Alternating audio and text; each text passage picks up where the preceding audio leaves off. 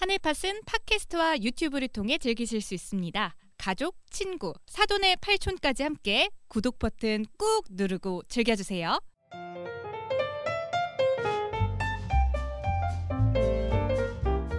네, 안녕하세요. TMI 요정 조로입니다.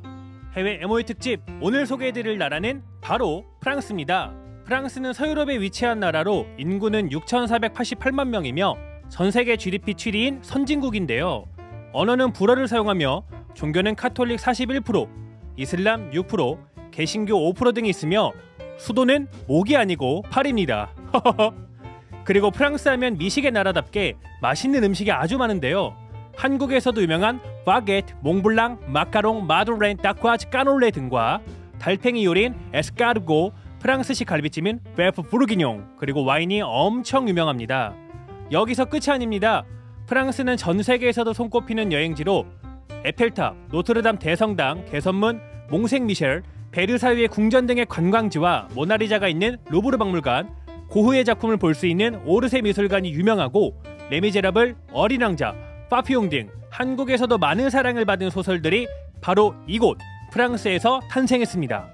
또 프랑스 하면 월드컵을 2번 우승했을 정도로 축구에 아주 진심인 나라입니다. 실력이 뛰어나고 세계적인 축구선수 음바페의 국적이 바로 프랑스입니다. 네, 이렇게 음식, 문화, 예술, 그리고 스포츠 강국인 프랑스에 대해 알아봤습니다. 신천지 교회와 프랑스의 교회들이 어떻게 MOU를 맺었는지 궁금하시다면 끝까지 청취 부탁드리고요. 저는 에펠탑에서 마카롱 먹으러 가볼게요. 안녕!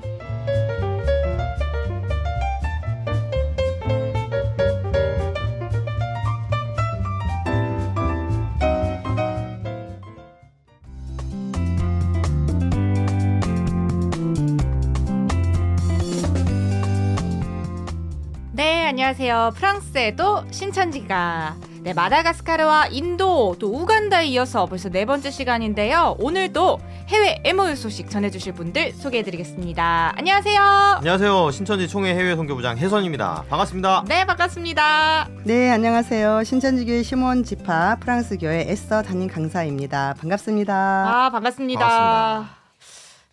아, 오늘 시작부터 프랑스 재즈풍의 샹송 같은 분위기를 물씬 풍기면서 시작을 했는데, 강사님, 프랑스에서 좀 바게트 좀 많이 드셨어요? 네, 너무 많이 먹었습니다. 프랑스 제가 또 예전에 너무 좋아해서 여행 좀 다녀왔었고요. 제가 네. 파리의 연인 이런 거 좀 꿈꾸면서 네. 갔었는데 좀 고생을 하던 기억이 떠오르네요. 프랑스 많이 좋은가요? 네, 너무 멋진 곳입니다. 네, 몇몇 분들이 얘기하기로 신천지가 뭐 아프리카나 어려운 나라에서만 전도한다, 뭐 이런 얘기도 있는데 프랑스 국가적인 자부심이 좀 있는 곳 아닙니까? 제가 알기로는 프랑스 같은 경우는 미국도 그렇게 뭐 영어 쓰는 거에 대해서 별로 좋아하지 않을 정도로 국가 자부심이 대단하고 하는데 좀 어떤가요? 네. 그렇습니다. 저희가 맨 처음에 그 불어를 잘 못해서 영어만 썼었는데 쫓겨난 적도 있습니다. 정말 영어로 인사하면 좀 잘 안 받아주시는데 오히려 어설프더라도 불어를 쓰면 네. 되게 우호적인 분위기가 있더라고요. 그렇죠. 그렇죠. 아. 네. 근데 이제 불어 좀 보여주세요. 네. 공주. 꼬몽달레브. 무슨 뜻인가요? 네. 어떻게 지내세요? 아, 꼬몽달레브. 오늘 아마 이 방송을 많은 분들이 좀 내용을 기대하실 것 같아요. 특히 젊은 분들 같은 경우도 특히 파리에 유럽에서. 대한 로망이 좀 있잖아요. 네. 저도 많이 기대가 됩니다. 아, 네. 아, 프랑스 어느 지역에 신천지 교회가 있는지. 네, 신천지 교회는 프랑스 파리 위치에 있고요. 네. 그리고 프랑스 외에도 파리 외에도 또 여러 지역의 성도님들이 자주 모이셔서 신앙을 하고 있습니다. 그리고 불어를 사용하는 북서부 아프리카 여러 지역에도 성도님들이 계십니다. 간단히 프랑스 교회 소개해드리자면 현재 전체 성도 수는 약 1,300명 정도 있고요. 그리고 현재 선교센터에서 말씀을 배우고 있는 수강생은 약 2,000명 정도 있습니다. 오. 규모도 대단한데 네. 파리에서도 어디 뭐 변방 지역에 있는 게 아니라 파리 그 프랑스 파리에 있다는 게 수도잖아요. 오. 네. 임대료가 비싸지 않나요? 네, 수가 비싸지 않나요? 엄청 비쌉니다. 근데 한복판보다 약간 외곽이긴 한데요. 지금 이제 그 파리에 소속되고 있는 지역에 있습니다. 와, 그 중심지에서 벌써 우리 신천지 성도가 네. 1,300명. 와. 네. 근데 수강생이 2,000명이면은 뭐 사실 성도 수를 능가하는 수가 지금 네. 말씀을 듣고 있다는 거예요? 네, 이미 네, 발전될 것이 예비돼 있다. 와. 네. 아, 프랑스도 제가 알기로 아주 개성 강한 나라로 알고 있거든요. 네. 네, 그곳에서 이렇게 좀 급성장하는 교회 성도 수 이야기를 들으니까 앞으로 이야기가 더 궁금해지시는데 혹시 강사님 그 프랑스 언제 처음 가셨어요? 저는 2016년 네. 봄에 처음 가게 되었는데요. 너무나 우리 한국과는 분위기나 또 모든 것이 달랐지만 이곳에 하나님께서 저를 보내주신 이유가 있지 않을까. 그래서 좀 불편하고 부정적인 시각으로 보기보다는 네. 이 지역을 어떻게 사랑할 수 있을까 그렇게 생각하면서 하나하나 관심을 가지고 왔던 것 같습니다. 원래 프랑스 가본 경험이 있으신 거예요? 아니면은 처음 가셨던 건가요, 처음 그때? 했었습니다. 아. 프랑스는 제가 아시아는 좀 가봤는데 프랑스는 처음이어서 공항에 내리자마자 어디로 가야 될지 그렇게 뚜리번 거렸던 시절이 엊그제 같습니다. 그러면 완전히 진짜 와. 말 그대로 맨 땅에 네. 헤딩으로 시작을 하신 거네요. 네, 맞습니다. 그래서 지금 1,400명을 만들었다면 와. 대단한 일인 것 같은데. 아니 친숙한 나라에 가더라도 힘든데 네. 말도 못해. 그리고 뭐 가까운 아시아 국가도 아니야. 저 멀리 유럽의 프랑스야. 또 심지어 그 나라 자부심과 뭐 독특한 좀 문화가 있는 프랑스야. 좀 그 막막하던 감정이 오늘도 막 느껴지실 것 같아요. 네, 맞습니다. 여러 가지 다르잖아요. 시차도 대단한 걸로 알고 있는데 어. 문화도 당연히 다르고 네. 좀 어떠셨어요? 가셨을 때는?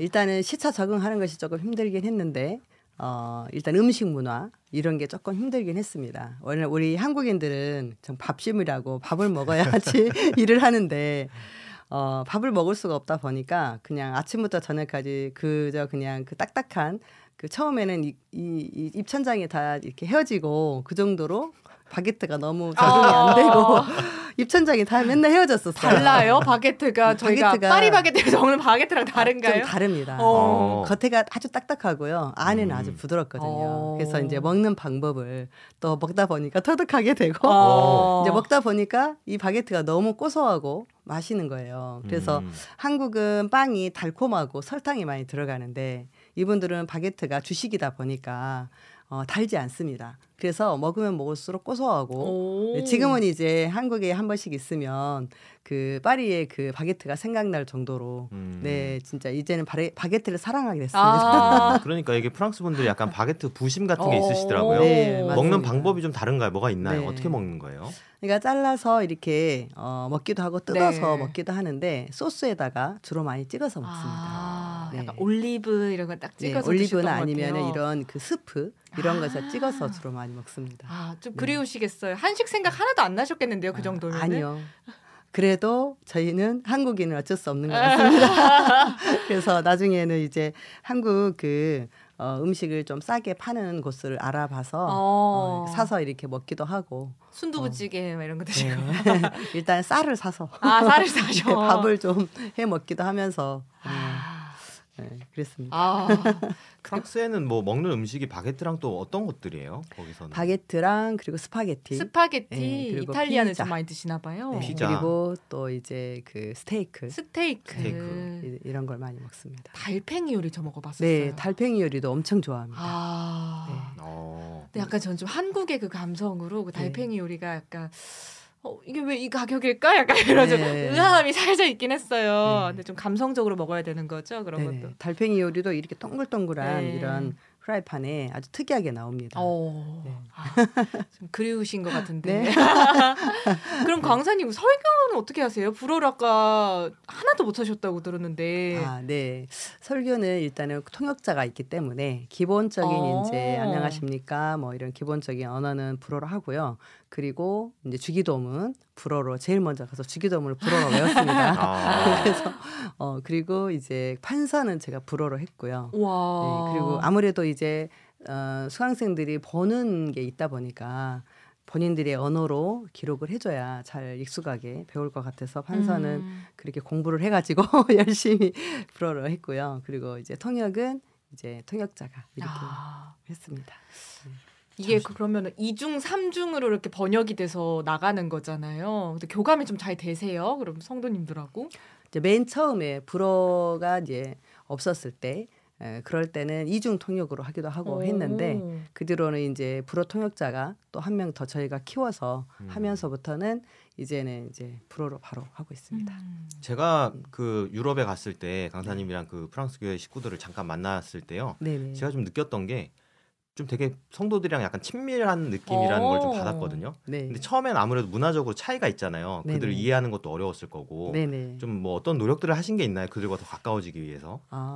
원래 제일 처음에 갔을 때 우리 그 성도들이 아무래도 너무 좀 말씀의 은혜를 받고 나면 굉장히 이렇게 친밀감이 너무 한국보다는 빠른 것 같습니다. 그래서 한국 청년들은 아무래도 이제 약간 좀 부담스럽죠. 말씀 그러면 조금 어려워하고 하는 부분들이 있었는데 이 친구들은 말씀을 그래도 처음에는 터부시했다가 네. 이게 성경에 문제가 있으면 성경에 답이 있구나. 이걸 깨닫는 순간부터 마음을 여는 것 같아요. 그래서 그때부터는 이제 어떤 고민도 어떤 어려움도 다 상담을 하면서 다가오다 보니까 저도 이제 가족 같고 또 이 친구들도 또 영적인 부모로 생각하고 하다 보니까 이제 유학으로 온 친구들 같은 경우는 이제 집이 멀거나 이러면은 저희가 이제 이렇게 함께 같이 살기도 하고, 네, 그래서 같이 이렇게 좀 친근하고 최대한 가깝게 지낼 수 있는 그런 기숙사도 이렇게 준비해서 같이 모여서 살 수 있도록 그렇게 해드렸거든요. 그러니까 이제 정말 가족 같은 느낌으로 처음부터 그렇게 시작을 했었습니다. 아니 그럼 혜선님이 구면이시군요, 강사님과. 네. 아는 사람입니다. 근데 왜 그 지금까지 이렇게 별로 안 친하게 이렇게 서먹서먹하게 계셨어요? 그때 가서 보시니까 분위기가 되게 좋았던 것 같은데. 프랑스 식구들이 굉장히 뭐 단합이 잘 되고 이렇게 흥도 있고 흥도 되게 분위기가 좋았어요. 막 샹송도 막 하시나요? 하나 돼 있는 느낌으로 참 보기가 좋았던 기억이 좀 나는데 그 이후에 이제 영상으로 접했을 때도 더 뭔가 똘똘 뭉쳐가는 느낌 그런 것들이 있더라고요. 그래서 보기가 좋았는데 근데 강사님도 프랑스 식구들에게 적응하기도 하는데 그들도 또 신천지 말씀 배우다 보면 이제 한국이라는 곳을 또 접하게 되잖아요. 한국에 대해서 생각하는 것도 좀 있을 것 같은데 좀 어떻게 생각하나요, 그분들이?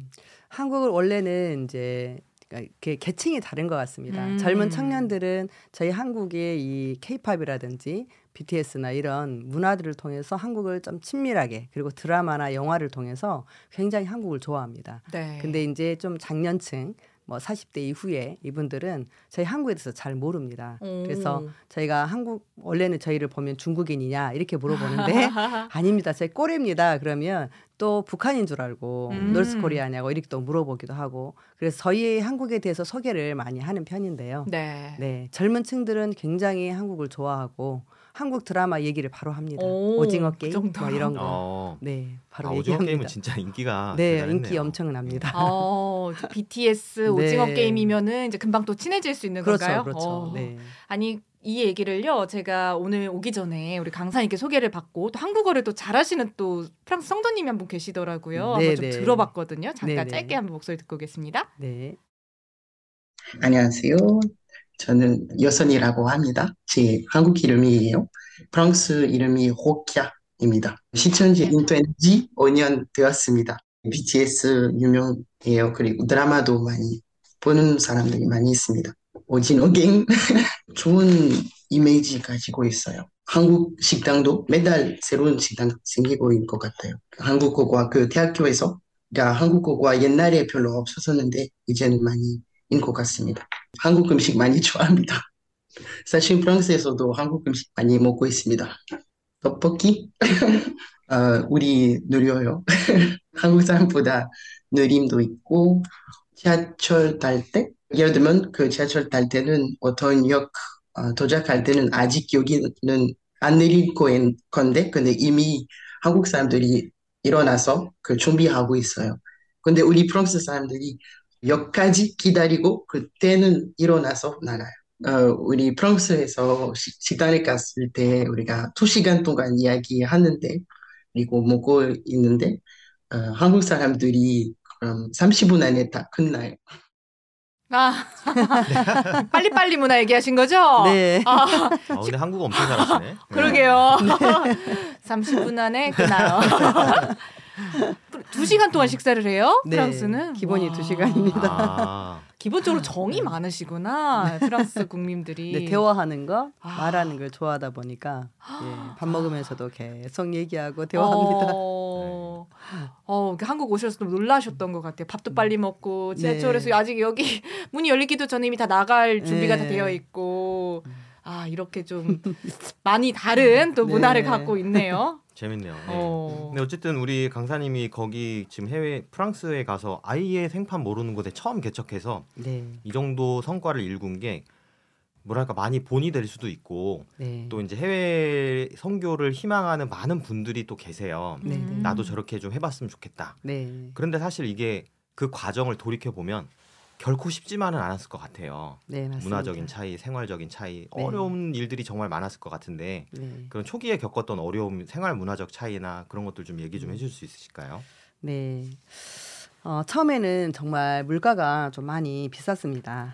네, 물가가 좀 비싸서 근데 사실 다 비싼 건 아니고 이제 식재료라든지 이런 것은 그래도 한국보다 좀 비슷했는데요. 네. 좀 어떤 임차료 그리고 전기세, 수도세 이런 것들이 한국하고 너무 많이 차이가 나니까 이런 부분들이 굉장히 깜짝 놀랐던 적이 있는데요. 또 이제 이 프랑스가 엄청 덥습니다.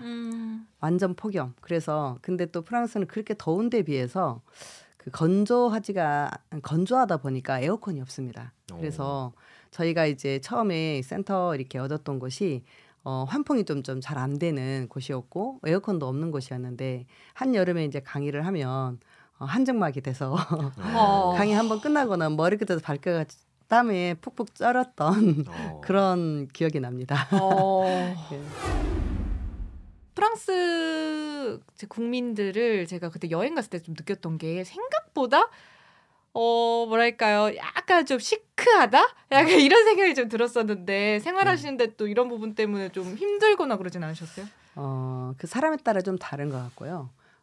불어를 하면 시크하지 않습니다. 그렇구나. 네, 언어가 되면 괜찮습니다. 봉주르밖에 네. 못해가지고. 근데 언어가 안 되면은 일단은 조금 터부시하는 것이 좀 있습니다. 이런 또 문화적인 특성이 아주 좀 강한 국가가 프랑스인 것 같습니다. 그러면 프랑스에서 좀 말씀을 좀 전해 보셨을 거 아니에요? 네네. 아무래도 선교 활동을 하러 가신 거잖아요. 네네. 어떤 게 좀 가장 또 어려우셨어요? 대부분의 그 유럽 국가가 다 비슷하긴 할 것 같은데 각 그 프랑스라는 그 나라의 배경을 좀 보면 성당이 엄청 많거든요. 네, 성당에 가는 것보다 유명한 성당들이 되게 많습니다. 그리고 이런 성당을 하나 지을 때는 아주 엄청 공을 들여서 멋지게 지어가지고 관리를 하고 있는데 그래서 대부분의 사람들이 성당을 보면 프랑스 사람들은 정말 신앙심이 대단하다 이렇게 생각할 수 있거든요. 네. 근데 사실은 그렇지 않습니다. 근데 여러 가지 이유가 있겠지만 그 중에 하나를 보자면 이 신앙심 자체가 국가 권력을 유지하는 데 유용되기도 했고 그래서 루이 14세 때는 국왕의 권력이 신으로부터 받은 것이다라는 왕권 신수설까지 주장을 했고요. 그러다 보니까 그 별명이 태양왕이다라고 불리기도 했습니다. 그래서 이 프랑스 기독교 역사를 보면은 정치와 전쟁의 역사와 뗄 수 없는 관계라는 거죠. 그래서 신앙심으로 성장된 기독교라기보다는 역사적으로 때로는 문화적으로 유지된 기독교다 보니까 프랑스 사람들에게는 이 신앙이라는 것이 저희 한국 사람들이 생각하는 그런 신앙과는 조금 온도가 다른 것 같습니다. 그래서 성경이라는 책에 대해서도 어떤 신의 글로 받아들이기보다는 사람이 쓴 책으로 받아들이는 분들이 많은 것 같습니다. 아마 그 역사책에서 좀 많이 본 것 같은데 프랑스 하면 종교 전쟁 얘기를 좀 빼놓을 수가 없잖아요. 네네네. 그래서 좀 프랑스에서는 이렇게 종교와 정치를 분리하려는 그 시도가 계속되었던 것일까요? 네네네, 맞습니다. 프랑스는 진짜 오랫동안 카톨릭이 국가의 주요 권력층이었거든요. 그래서 프랑스는 계급이 3개로 나눠지는데요. 국왕 다음에 제1 신분이 성직자, 두 번째가 귀족, 세 번째가 평민입니다. 이게 예전에 계급이 있어요? 네. 예전에 그랬다는 건가요? 아니면 아직도 있는? 아직도 사실 없다고 말할 수는 오. 없을 정도로 어느 정도 성직자에 대한 그렇군요. 부분들이 예. 예전에 완전히 계급이 나눠져 있었고 네네. 지금도 그런 잔재가 느낌으로 있습니다. 약간 이렇게 구별되는 게 좀 있다. 네네. 그래서 성직자와 귀족은 인구의 2%밖에 안 되는데 국토의 대부분을 차지하고 세금도 면제받고 그러다 보니까 평민들은 이제 국가의 세금이 다 부담하다 보니까 불만이 커질 수밖에 없었고 권력이 있었네요. 네. 그러네요. 네. 그렇게 오랜 시간이 이어져 오다가 1530년쯤에 이제 존 칼빈이 프랑스에서 나타났죠. 그 유명한 예, 존 칼빈. 그래서 이 칼빈이 원래 카톨릭이었다가 개신교를 위한 정교 개혁을 이끌게 되었습니다. 그래서 카톨릭이 핍박이 심하다 보니까 이제 스위스 제네바로 이동을 해서 활동을 했고요. 네. 근데 한국 교회 대부분이 장로교 칼빈 사상으로 영향을 받았죠. 그래서 그때 당시에 칼빈이 주장했던 것 중에 하나가 직업 소명설이 있었는데요. 직업 소명설. 네. 모든 직업은 하나님의 거룩한 부름에 의한 것이다. 한마디로 평등하다 이런 거죠. 그러다 보니까 평소에 이 지도계층의 불만을 가지고 있었던 상공업자들에게는 지지를 받게 됩니다. 그래서 이 상공업자들이 개신교를 이제 존 칼빈을 지지하게 되면서 위구노라는 계층이 생기게 됐고 네, 약 30년 동안 카톨릭과 위구노 개신교와의 종교 전쟁이 일어나게 됩니다. 이 엄청난 이 네. 교과서에서도 배웠고 이 기독교사에서도 있었던 이 사건이 네. 프랑스에서 시작이 됐는데 네네네. 근데 프랑스 자체가 그 정도로 심각한 어떤 탄압이 있었기 때문에 여기를 네. 피할 수밖에 없었다는 그런 그렇죠. 얘기네요. 그렇죠. 그래서 사실 특권 계층과 비특권 계층 간의 전쟁이기도 했거든요. 네. 그래서 이때 많은 개신교인들이 학살을 당하면서 그 유명한 종교 전쟁. 네, 그래서 위구노들이 이제 없어지다 보니까 상공업도 무너지게 되었고 상공업이 무너지다 보니까 재정이 바닥이 난 거죠. 그래서 루이 14세, 15세, 16세까지 가면서 이제 국가 재정 파탄까지 이르게 됩니다. 그래서 이제 이때 평민 계급이 생각해 보니까 우리가 국민의 98%인데 왜 우리가 성직자와 귀족보다 세금을 더 내야 되는가 이런 불만이 터지면서 1789년에는 프랑스 대혁명이 일어나게 됩니다. 그냥 종교만의 역사로 볼 수 있는 게 아니라 그러네요. 사회 네. 변화 과정에서 있었던 중요한 역사를 그렇죠. 담당하고 있네요. 프랑스 네. 대혁명이면 이것도 뭐 교과서에 나오는 그렇죠. 중요한 네. 거예요, 이게. 네, 아니 맞습니다. 그게 이렇게 종교 전쟁과 이런 관계가 있는지 네, 몰랐었어요. 이런 관계가 있습니다. 어. 그래서 어허. 이렇게 기독교가 프랑스 역사 속에서 옳든지 옳지 않든지 너무나 큰 비중을 차지하고 있다 보니까 그러네요. 네. 거의 엄청나게 예, 중요한 오히려 역사예요. 이제 이런 역사 속에서 하나님을 바라보는 신앙심이 커질 기회가 없고 수많은 전쟁과 싸움, 종교로 인한 갈등들이 모여서 이제 국민들이 종교에 대해서 회의감이 커지게 된 겁니다. 안타깝네요. 이게 사실 종교보다는 사람들 이걸 이용하고 좀 악용했던 권력자들에 대한 좀 불신과 불만들이 좀 있었던 거잖아요. 그래서 이제 이후에도 이제 이런 여러 가지 사건들에 의해서 카톨릭과 개신교는 서로 갈등을 해왔는데 이것이 이제 1800년대에 가장 심했고요. 그리고 1905년에 프랑스에서 이제 드디어 국가와 종교를 분리한다라는 라이시테 법이 이제 세워지게 되었습니다. 라이시 때. 네, 정치와 교회를 분리한다. 정교 분리 원칙이죠. 네. 근데 우리 사실 근데 이 라이시대가 뭐가 문제냐면 우리 대한민국 같은 경우는 헌법 제1조가 주권이 국민에게 있다. 이렇게 시작하잖아요. 그렇죠. 근데 여기 프랑스 헌법 제1조가 뭐냐면 프랑스는 비종교적이다라는 말로 시작합니다.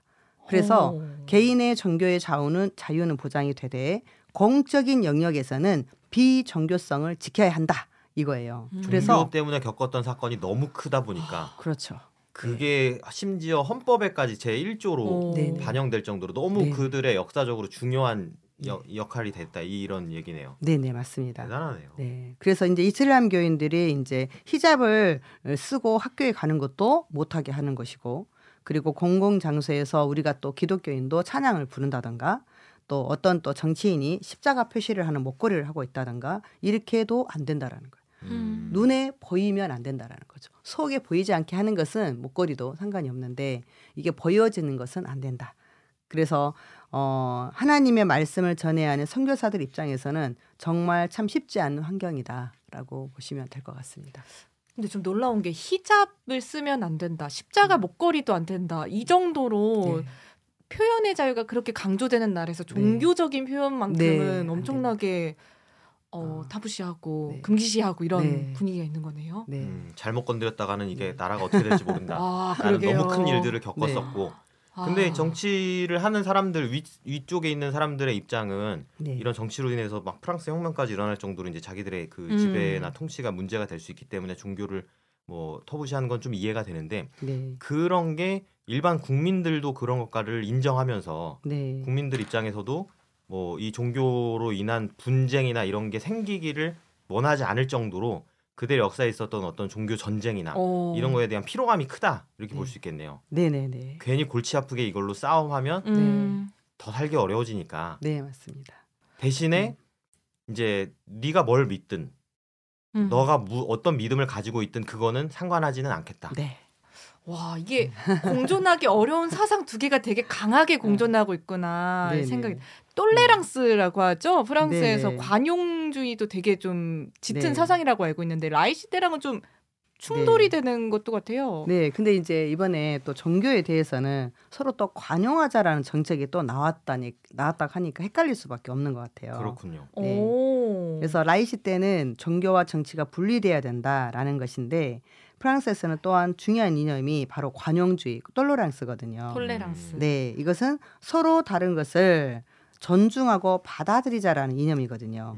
그러다 보니까 이제 이 라이시 때와 톨레랑스 이렇게 두 가지를 국가에서 아주 중요한 이념으로 선포를 해놨다 보니까 헷갈릴 수밖에 없는데 서로 다른 종교를 포용을 하자니 비종교적이어야 하고 그렇다고 종교를 빼놓고 보자니 갈등이 생기는 거죠.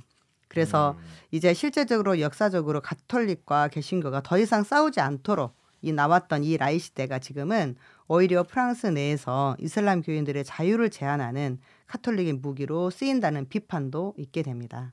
네. 그래요. 이게 그러니까 정교 분리의 원칙이라는 건데 네. 이게 이슬람 교인들의 자유를 제한한다는 게 어떤 의미일까요? 이슬람 교인들의 자유를 제한한다. 그러니까 종교와 정치가 분리되다 보니까 이슬람 교인들의 종교적인 문화 행위 히잡을 쓴다든지. 히잡을 쓴다든지. 공공장소에선 하지 말라를 그렇죠. 하는 거기 때문에 그들 입장에서 부르카를- 제한으로 느낄 수 있다. 그렇죠. 부르카를 입고 싶어도 못 입게 하니까 왜 우리의 종교적인 그 문화를 방해하고 못하게 하냐. 그러니까 개인적으로 너희 집에서는 뭘 입든 뭘 상관이 믿든 뭘 없는데. 쓰든 상관이 없는데 그렇죠. 공공장소에 나올 때는 그걸 안 된다. 입으면 불법이 되어버리는 거니까 그렇죠. 그게 하나의 제한으로 느껴진다는 거예요. 이슬람 사람들에게는요. 그래서 그분들에게는 종교적인 핍박, 네. 억압으로 느껴지다 보니까 이제 테러도 일어나게 된 거고. 시끌시끌했었잖아요. 최근에 그러니까 무슨 교사에 대한 그 예, 예. 테러도 너무나 유명한 네. 사건이어서 굉장히 놀라웠었는데 거의 한 8, 9년 전에도 뭐 프랑스의 파리에 여러 군데서 테러도 일어나고 했던 것이 이런 종교적인 압박 때문에 이런 것 때문에 있었던 일입니다. 제가 궁금한 거는 그러면 서로의 믿음을 존중하자, 네. 믿는 거에 대해서는 신경 쓰지 않는다인데 네네. 그러면 새로운 종교로 전도나 네. 선교 활동 같은 것들은 네. 받아들일 수 있는 분위기 혹은 뭐 전파하는 것에 대한 거부감 이런 건 없나요? 어떤 식으로 이루어지나요? 그런 건? 그러니까 이분들은 원래 이제 카톨릭 사상이 바탕이 돼서 네. 정교와 정치를 일단은 분리하자라는 의미다 보니까 원래 처음부터 본인들이 믿어왔던 카톨릭 외에는 어떠한 것도 일단은요 관심이 없는 거예요.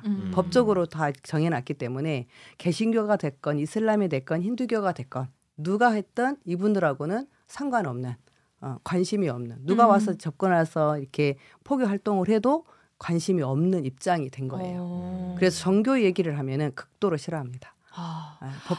그렇군요. 종교 색깔이 나는 옷을 입어도 싫고 네. 뭘 써도 싫고 네. 물어봐도 싫고. 네. 그러니까 어떤 국민들의 문화 자체가 이제 새로운 종교나 새로운 것들을 받아들이는 거에 대한 그 부정적 인식 자체가 이미 있고 이미 그러네요. 있습니다. 전도를 한다고 해도 쉽게 전도가 되지도 않고 네.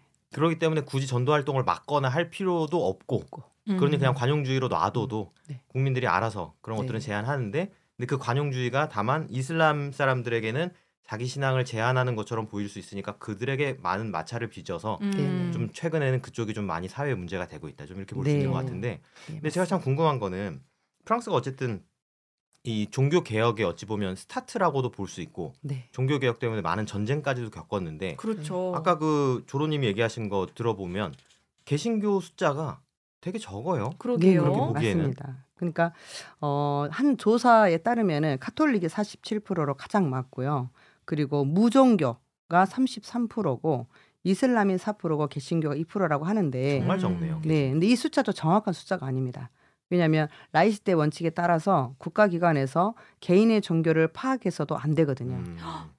그래서 와. 네, 카톨릭 47%도 열심히 신앙을 하는 카톨릭이라기보다는 네. 카톨릭 문화권에서 살면서 카톨릭 가정에서 자라난 수치 정도로 이해하시면 될 것 같습니다.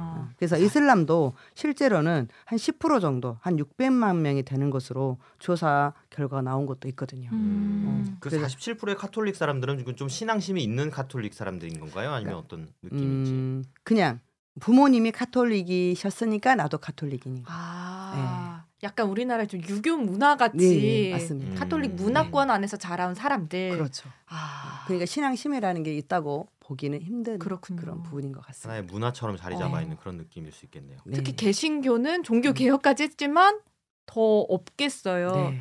어떻게 보면 역사적으로 카톨릭과 개신교의 싸움에서 카톨릭이 약간 많이 우세한 상황이네요. 프랑스에서는. 네, 그렇죠. 근데 그 또한도 신심보다는 네. 문화예요. 문화예요. 아하. 그래서 개신교가 굉장히 적은 비중을 차지하고 있는 건 사실입니다. 와, 그럼 이런 곳에서 누군가가 강사님 고생 네. 좀 하셨겠는데요. 그러니까요. 진짜 다 하나님의 은혜입니다. 네. 그러니까 여러 종교들도 아마 뭐 개신교라든지 아니면 다른 종교들에서도 선교 활동을 하려고 많이 나갔을 것 같아요. 네. 좀 다른 우리 말고 네. 다른 선교 활동을 하는 단체들의 현황들은 좀 어떤가요? 예를 들면 뭐 한국 교회라든지. 저희들이 가장 사람이 많은 곳이 샤틀레거든요. 그곳에 가면은 굉장히 많은 종교들이 와서 합니다. 그래서 우리뿐만이 아니고 많이 합니다. 하긴 하는데 이 정도 성과가 난 곳은 많이 없다는 네, 거네요. 그렇죠. 쉽지 않은 이런 종교에 대해 배척하는 분위기. 네네. 한인 교회들도 있나요 거기? 오, 네, 있어요. 있습니다. 많습니다. 그럼 그곳엔 한국인들이 좀 주로 있겠어요? 근데 희한하게 저희가 활동을 하는 그 지역 자체가 현지인들이 많이 있는 곳이다 보니까 네. 현지 한국인들은 많지는 않고요. 그리고 기존에 프랑스 안에 있는 개신교, 아프리카계 프랑스인들 네. 이런 분들이 주로 많이 활동을 하고 있습니다. 한인 교회들도 네. 있긴 하나. 네, 우리처럼 하지는 않습니다. 네. 규모는 어느 정도가 되는 거예요? 규모는 한국 교회가 지금 지금 많이 줄었다고 들었어요. 많이 줄었는데 한 23개 정도 교회가 있다고. 정확하게는 제가 이렇게 셀 정도로 작긴 하네요. 다른 네. 국가들에 비해서. 네, 많지는 않습니다. 보통 해외 같은 경우 보면 한인 교회들을 중심으로 교회라는 느낌보다는 네. 하나의 한인 사회 커뮤니티 같은 그렇죠. 느낌으로 음. 정보도 얻고 도움도 받고 한국인들 만날 수 있는 그런 장으로 많이 네. 활용되거든요. 뭐 네. 미국이나 다른 나라들에 비해서도. 네. 근데 어떤 실질적인 전도 활동을 하거나 선교 활동을 하거나 그런 기능을 하는 곳은 아니죠. 하나의 네. 그냥 한국인들이 거기가 살면서 네, 맞습니다. 생활하면서 어울리고 외로우니까. 이런 부분들이고 그렇죠. 네. 이 또한 또 종교 생활이라기보다는 문화 생활의 문화생활. 측면으로. 그런 느낌이겠죠. 아, 그리고 뭐 전도 활동을 한다고 해서 이 프랑스 사람들이 그걸 받아들이지도 않을 거고 그러네요. 맞습니다. 문화 자체가 네. 할 거면 해. 그럼 우리는 받아들이지 않아. 네. 그런데 네. 이런 환경에서 그러니까요. 이런 어려움에서 성도가 1,300명에 수강생이 2,000명이라고요? 이 신천지교회 이거 믿을만 할까요? 저 이거 좀 검증을 좀 해봐야 될 것 같은데 이 관련 내용은 도대체 어떻게 된 건지. 이게 궁금한데 사실 이거 오늘 안 풀어드릴 거고요. 저희가 하편에서 바로 공개하도록 하겠습니다. 목요일에 방송되는 프랑스에도 신천지가 하편도 많은 기대해 주세요. 또 만나요. 네, 감사합니다.